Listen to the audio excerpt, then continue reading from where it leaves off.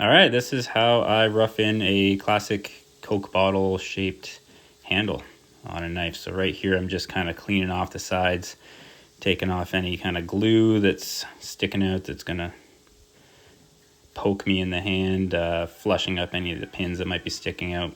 So first thing I do here is I go around the whole handle and I just find the tang. So I'm just taking down the material until I hit the tang, and just trying to keep everything as square as possible.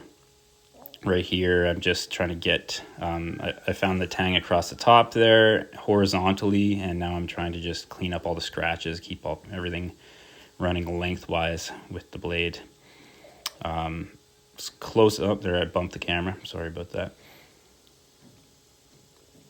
So I'm just keep going around butt end. That little bit of spark isn't a big deal.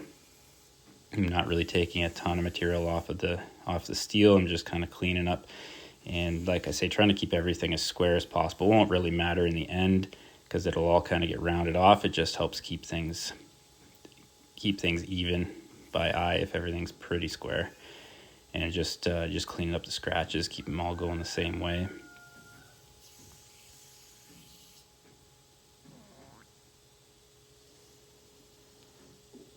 So I'm going around the whole handle and just finding the tang.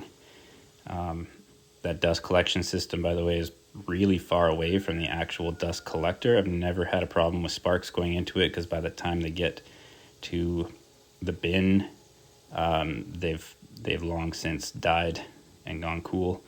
The only time it's been an issue is if there's like a big pile of dust that gets caught up in that little flute right there, and then sparks collect on that and it becomes an ember, and then the ember gets sucked in. But that's only ever happened one time, and since then I'm really good about keeping that thing clean. So now I start the shape. So I'm just grinding in, just roughing in the shape, getting it sort of close here, not pushing really hard because this is ambrosia maple. While it is stabilized, it's not a G10 or a micarta or anything. It's still kind of soft, and it'll gouge pretty quick if you dig in real deep. This is semi-worn out 36 grit ceramic belt I'm working with, so it will definitely do a lot of damage, and it's hard putting material back on. So there, I'm pretty happy with the first side, and now moving over to the second side. The hardest part is getting both sides the same, but if you can get one side close, then just work on slowly moving the other side in to match it.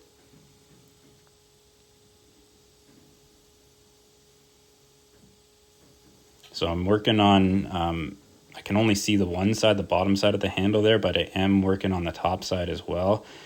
Just trying to do some work there and get it close, and then flip it over here and keep working on the top side here, and just constantly checking to make sure I'm getting real close to the first side where I liked it. Keeping things nice and flat, trying not to make a big mess as I go.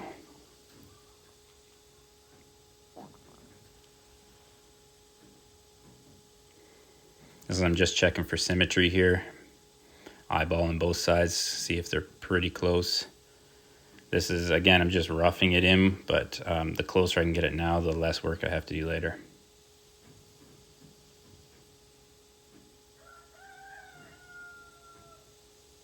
It's raining out, and you can probably hear my rooster across the driveway there.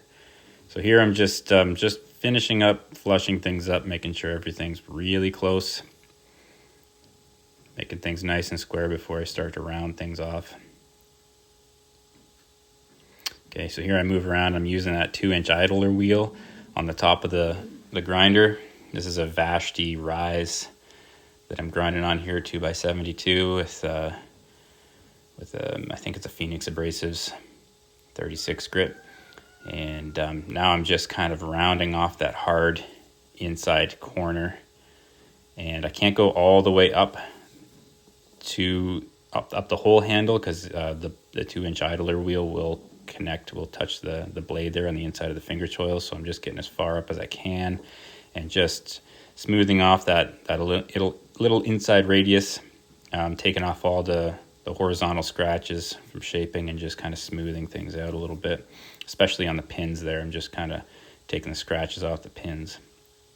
And now I'm just kind of rounding off that section, the little area on the inside where the wheel wouldn't quite get to. Again, this is all just done by eye. Obviously, I'm not using, I don't use a tool rest ever, really. Just kind of all do it all by hand. So now I'm just taking off that hard edge on the top side of the handle, just initiating, kind of rounding things off, and then move over to the other side, and even here just trying to keep things really symmetrical. And this is delicate work right here with the 36, and it's running at 90% speed on my 2-inch or 2 horsepower motor, so it's up there, 2700 RPM or something like that.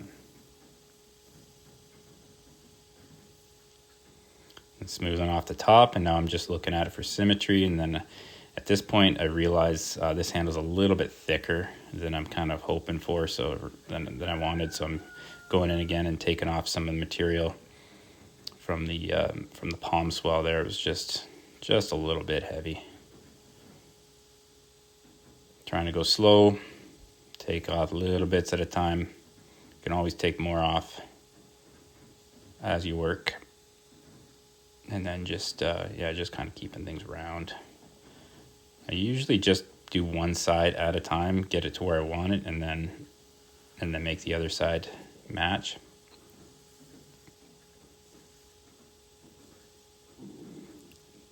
Rounding off the inside again.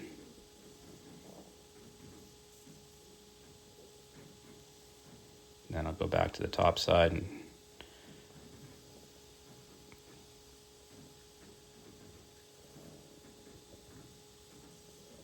good light is key here. I've got 2 LED spotlights. They're on little flexible arms over either side of my shoulder, and it makes a huge difference having lots of light right over top of your grinder.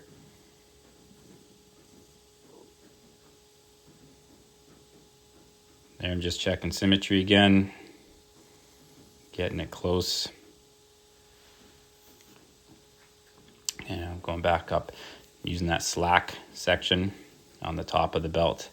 And I had also that 2-inch idler wheel, just really light pressure here, and I'm just trying to straighten out all those horizontal scratches and get them all running lengthwise with the handle, and smoothing out any kind of bumps that the shaping, roughing in is kind of left in the handle there, and just really smoothing stuff out. That slack section up on top there, where there's no hard platen behind the belt, it just gives you a little bit of forgiveness, and it's just a little bit nicer to work on there.